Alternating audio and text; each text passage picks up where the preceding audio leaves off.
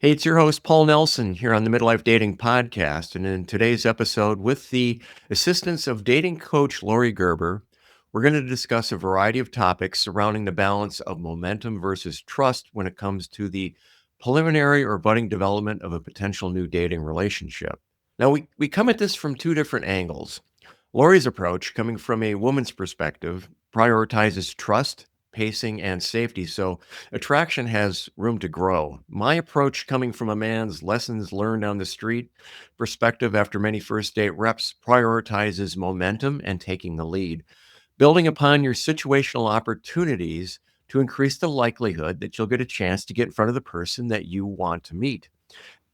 Therefore, in part one of two, you'll learn a blend of the best of both worlds from both perspectives, a combination of Laurie's trust building funnel plus what I believe is the most practical approach in moving things forward, especially when it comes to online dating combined here, so that you can learn to date smarter and maximize that time life balance. So let's get started in turning those dating busts into dating bests.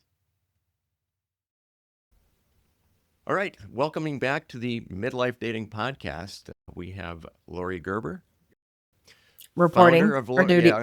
founder of Laurie Gerber Coaching. Laurie, why don't you, before we get started, just tell us a little bit about yourself, please? Okay, great. The thing I want everyone to remember is I am the host of Love at Any Age, which is a podcast that is designed to help midlife daters figure it out. A wonderful compliment to your podcast, I think. And that is my latest bestest claim to fame. But I've also been coaching all genders in dating for the last 20 plus years. It is my passion. It is my joy. It is my mission to help people believe in love at any age, that love has no expiration date, and that it can even be fun to be out in the dating world. And that is why I found you, Paul, and said, Paul, we should talk. Come on. We're better. We're better together. Boom. Okay. In our last conversation, we hit a lot of different points, but one of the ones that I really thought was interesting was our different approaches to the messaging process. And let me just set this up here a little bit.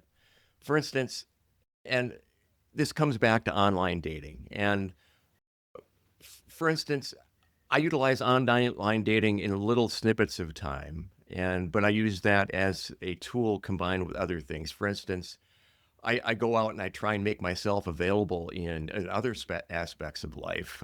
We were just at a Nice. band gig in Temecula on the weekend where at a winery for 4 hours. I was mingling with some of the folks there in between gigs and whatnot.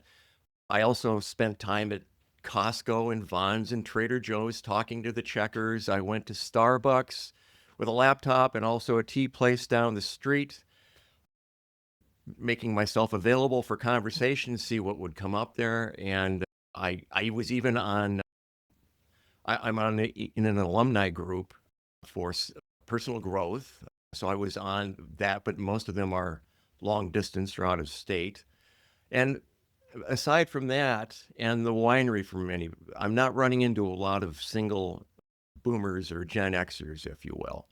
And Yeah. when I go out to these places and when I go out in public, if you will, I'm ready to start a conversation. In fact, I if I'm out for a hike, for instance, and when I'm out for a hike, one of the funny things I run into is I'm running into other people in our age group, but they're all walking with their head down and they don't want to have a conversation. It's hard to just get anybody's attention to say, "Hey there, how you doing?"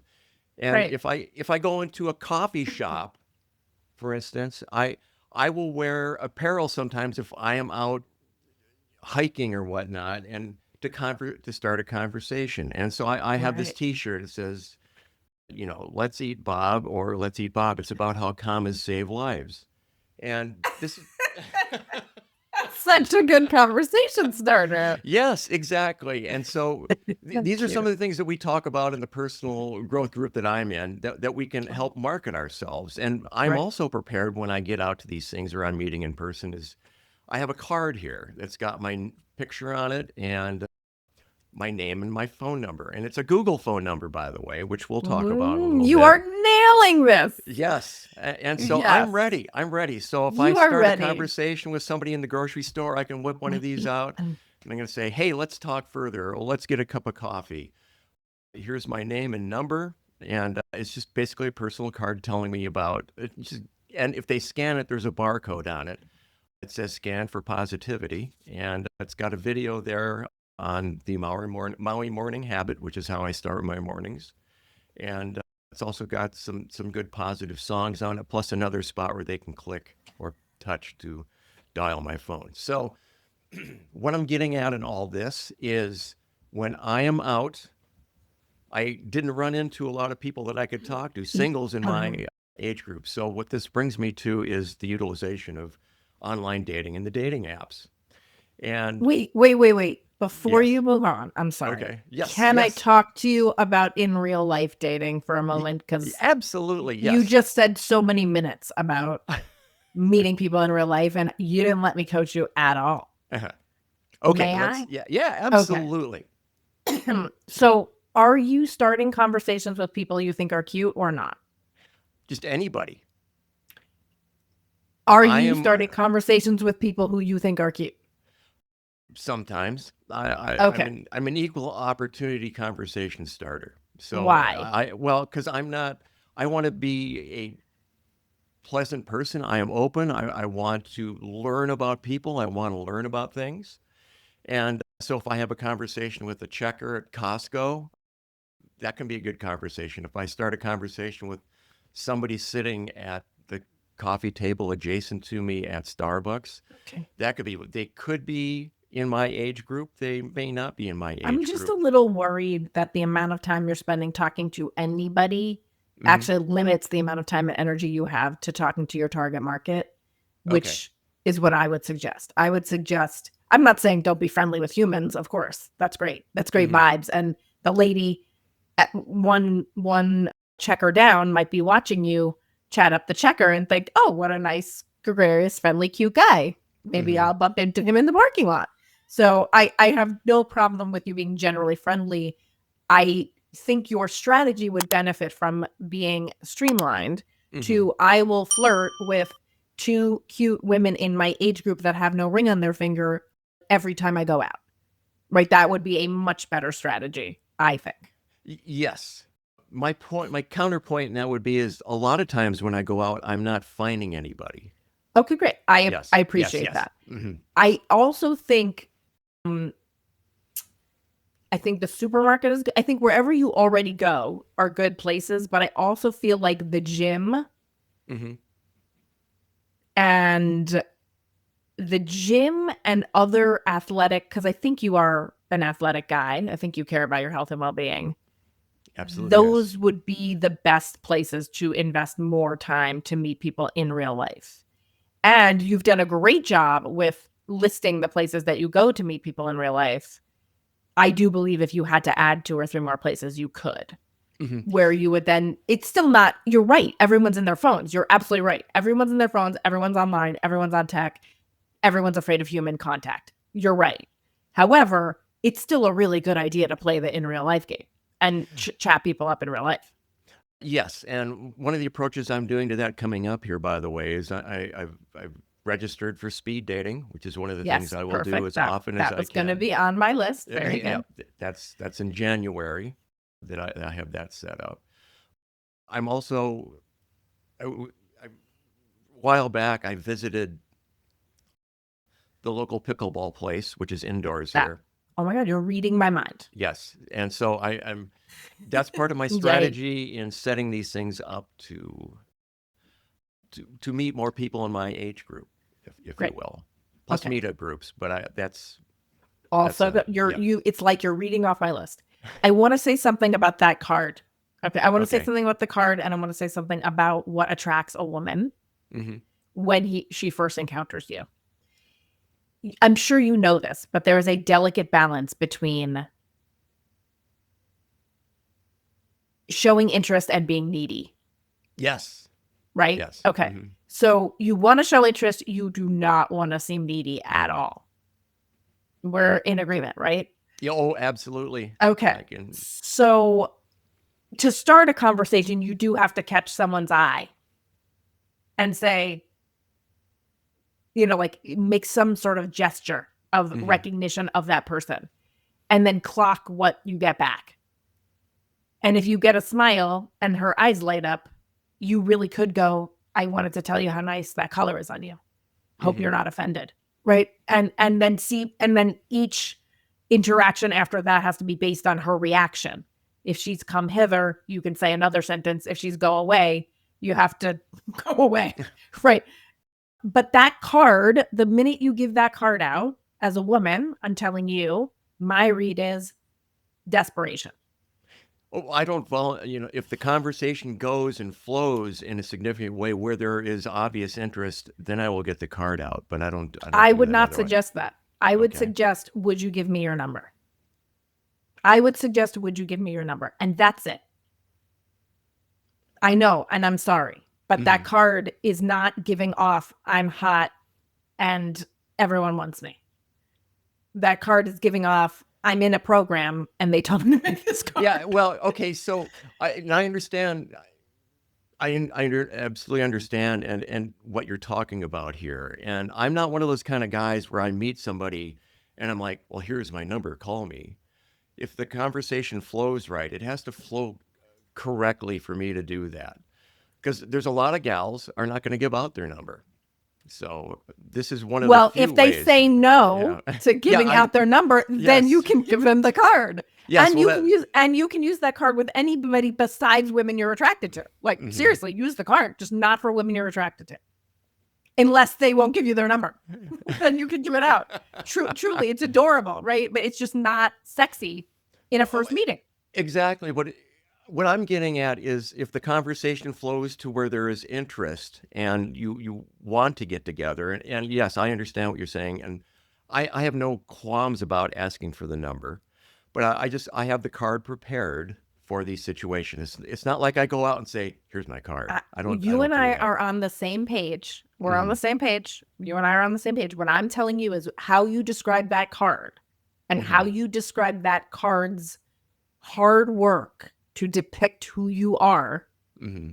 I do not think it's a good move in Okay. early dating for being attractive and sexy to a woman. That's all I'm saying. Okay. You Okay. want to make friends with me? You want me to donate to your charity? You want me to join your men's group? What like that card is fine. But it's a level 3 card. It's not a mysterious flirting card. It's Explain. it's Define level 3, please. I already like you and I'm attracted to you and I want to know Okay. what you're all about. Okay. Then Okay. you can give me the website. Okay. But when you first meet me, when you first meet an attractive woman, you have to have her think you're sexy and attractive. Hmm. That's the first order of business, or else there's no reason to listen to you for her. There's no reason to listen to what you're about, who you are, what your values are. This is for all the men listening. Like, you have to appear sexy. And good news, you're generically attractive. So it's only how you act that's going to turn them off, right? If they're at about the same level of attractiveness as you, right? Hmm. Not too much more or too much less attractive. I'm just telling you what I know from coaching women. Okay. Excellent, and I appreciate this. And to give you a little bit further information, if I were at a band gig doing this, I wouldn't be giving out that card. I never have.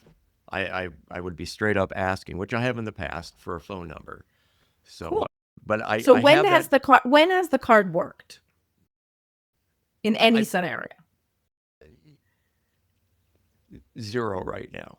That would be Okay, true. great. Thank you. But I it's rest just my case. yes.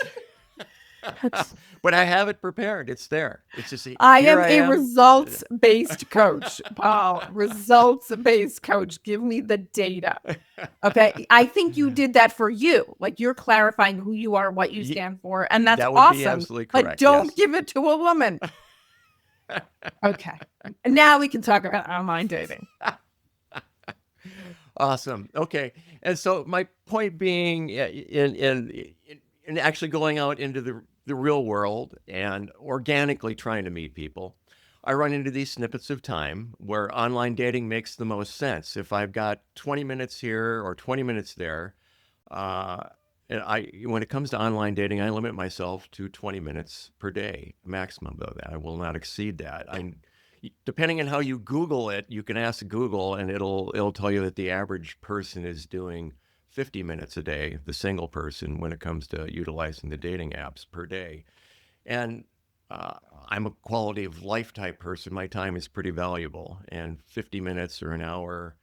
In my younger days of online dating, I would spend hours doing it, trying to figure it out and get it to work. But now it's just down to 20 minutes a day because I've got too many more important things to do. And so when I May do I utilize, comment? Can you let me absolutely, comment on your yes. pontifications, please? Okay.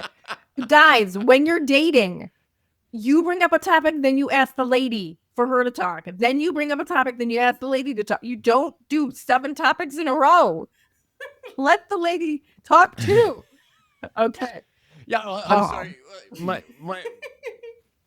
what I was Go doing, ahead. yeah, my misunderstanding here is I was just trying to set up the premise for the conversation. Well, you're So yeah. saying too many interesting things. I'm sorry. It's your fault for saying too many interesting things. Okay. So Wait, let me respond, please. Oh my God, you guys. This is why dating doesn't work. Does everyone follow? Okay, it's my fault too. You should be spending time on dating every day if you're serious about it. I would recommend at least a half an hour a day. But because mhm. you, Paul, are spending hours a week in the wild trying to make eye contact with people, you more than make up for that. So I want to give you kudos. I also agree you have to limit your time so that you stay sane and happy. And what I would coach the masses is as long as you are spending regular time, so you're not leaving someone who's interested hanging, Mhm. it doesn't matter how long you spend, it matters the quality of time you spend online. And if you're in a bad mood or you're grumpy or you're just going to prove negative theories true, it's better if you don't spend any time at all on the dating sites. Thank you for listening to my 2 cents. I will be quiet now. Okay. All right. And please interrupt me if I pontificate more. You never asked? Yeah. So when I do meet face to Oh, face, man. I don't have a set of points I want to make generally. It's Right, a right. So question you're answer statement better off. conversation. Yes. Yeah. Right, Yeah. right. So this is Good. But a we're doing this for the people listening, not, I know. I know you're much better on a date, I'm sure. Okay, go ahead. Your turn. Go. so when it comes to online dating, one of the things that we talked about previously was where we had different.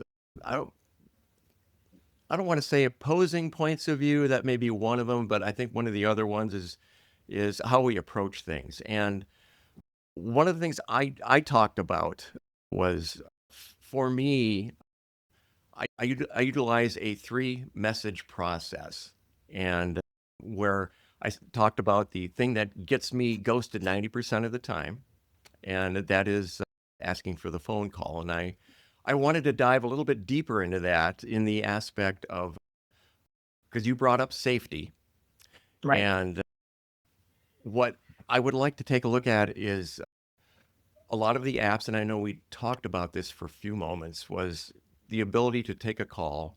And I think there may have been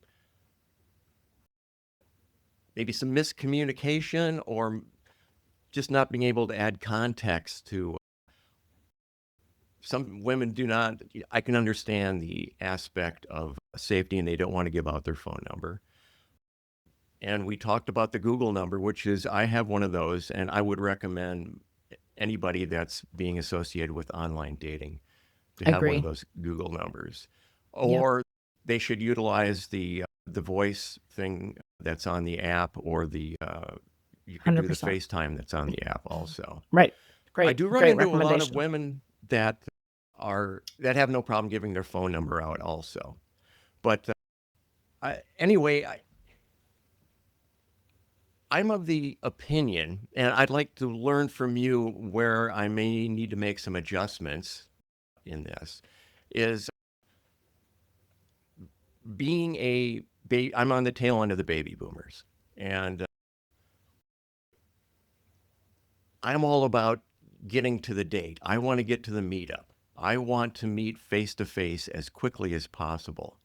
And if I can't meet face to face as quickly as possible, I want to get to rejection as soon as possible. Rejection is my Well, you friend. are doing that.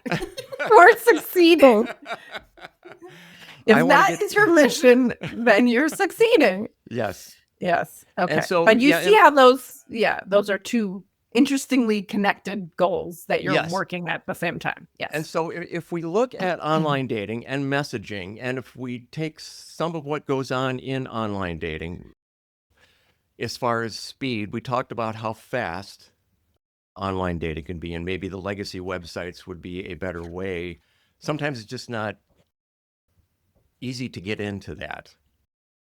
Log on to get onto the old desktop and work with the legacy websites. Oh. It's Well, it's I think baby boomers and Gen Xers should get onto the legacy websites and e- log in on their desktop or I their laptop. agree, but I believe the reality is, depending on how you Google it, most people are utilizing their phones for this stuff. Probably upwards of I 90%. never care what most people are doing because we're only looking for one person. Mhm. So Correct. Agreed. But when it comes to online dating, it's a numbers game. Sad to say it that way. And I'm all about whatever I can do to nudge the odds in my favor.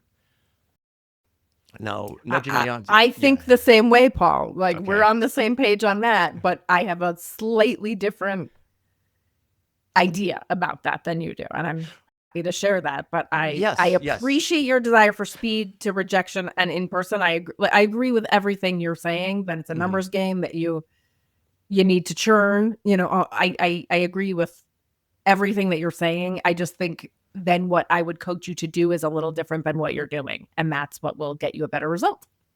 Okay. All right. Yes. All right. Why don't you elaborate off that, if you would? Let me. And by the way, it's to do with I'm coaching women. Mm-hmm. So I want to bring you the perspective of like, how do I make more of a chance of getting to a live date with this woman or getting to rejection sooner? Right. Mm-hmm. And so if you were my client, first I would look at your pictures and your profile, which I would like to do. If I haven't recently, I may have looked at them at some point, but I would like to look at them again because how you do your profile will 100% influence what caliber of person you bring into communication with you. So that's the first thing, right? If you do not have an optimized, unique, interesting profile with hooks and great pictures, it doesn't even matter how good you are at moving the conversation along. You're not going to attract quality people to move it along with. And therefore, your procedure of eliminating them quickly is good. It just isn't going to get us to where we want. Okay. My guess is you've studied and probably have a great profile and pictures, but I would want to talk about that and look at that and just make sure I think you're going to be attracting the right caliber of interaction. I do have a bias towards the eHarmony, OkCupid, Match, because I believe that it is the better place to find other people who want to actually write a profile, not click on pictures, right? Swipe on pictures. So if you're looking for serious long-term commitment with someone who's value aligned, I think that is actually the more strategic numbers game to play. Mm-hmm. Okay. And again, like we're really parsing stats in a weird way, but Yes. it sounds like you want to say something, but I also want to say something else. Continue. Okay. Continue. Okay. So then I can't remember exactly where we disagreed, but what I want to say is that a woman, for obvious reasons, needs to build trust in a different way than a man does. Mm-hmm. So first of all, she has to be attracted to you, and how you so that's from the pictures. If she's messaging with you, she liked the pictures. In order to keep her attracted to you, you have to be a little mysterious, you have to smell in no way of desperation. Okay. So trying to get her to act quickly smells of desperation. So don't do that. If you want to keep her hoo-ha happy, if you want to keep her attracted, do not smell of desperation in any way, even if you're being scientific about it. So that's number one. So once she's determined she thinks you're cute, which is what everyone leads with because we're animals, then she has to figure out if she trusts you. which is what you have to build in your back and forth texting for a week to 2 weeks, not 5 weeks, not 5 months, a week to 2 weeks of how was your day? What did you do? Who'd you vote for? How are your kids? Do you like dogs or cats? Like just bantering about basic practical issues, where you live, who's in your house, like the stuff that's like will rule out the person who's not for you and Mhm. also create rapport and trust. And they know you're not a bot, and they know who you are, and they know you are serious, and they know you like them. And that's the trust I want you to build for 1 to 2 weeks. Because then I want you to ask for a video chat to see, to check our chemistry, Mhm. right? And then you can build further trust if it's appropriate. You can build further chemistry if there really is any.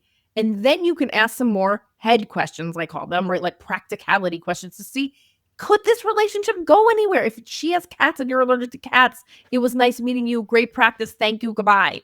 Don't do a live date or you're going to get tired. If the video chat goes well, it was a pleasure meeting you. I'd like to ask you out, or I'd like to take you out for coffee. I'd like to meet you for a smoothie. I'd love to take a walk and get to know each other better. Are you up for that?